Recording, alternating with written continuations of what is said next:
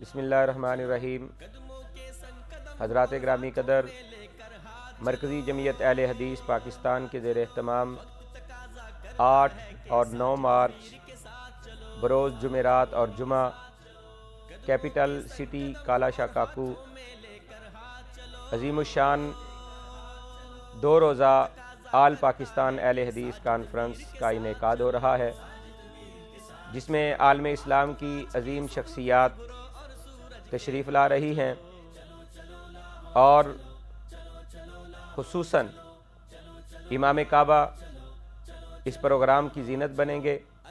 اور خطبہ جمعہ ارشاد فرمائیں گے۔ میں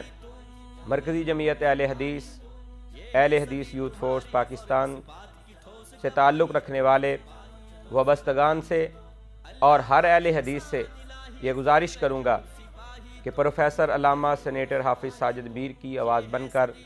8 اور 9 مارچ کو کیپٹل سٹی کالا شاہ کاکو لاہور پہنچیں اور ایک غیرت مند اہل حدیث ہونے کا مظاہرہ کریں، تاکہ عالمی سطح پر پوری دنیا کے اندر مسلک اہل حدیث، کتاب و سنت اور توحید و سنت کی آواز کو پھیلایا جا سکے اور دنیا کو بتایا جا سکے کہ مسلک اہل حدیث اللہ کے فضل و کرم سے اللہ کی توحید کی سربلندی کے لیے، نبی کل کائنات رحمت عالم جناب محمد الرسول اللہ صلی اللہ علیہ وسلم کی سنت کے احیاء کے لیے اللہ کے فضل و کرم سے کمر بستہ ہیں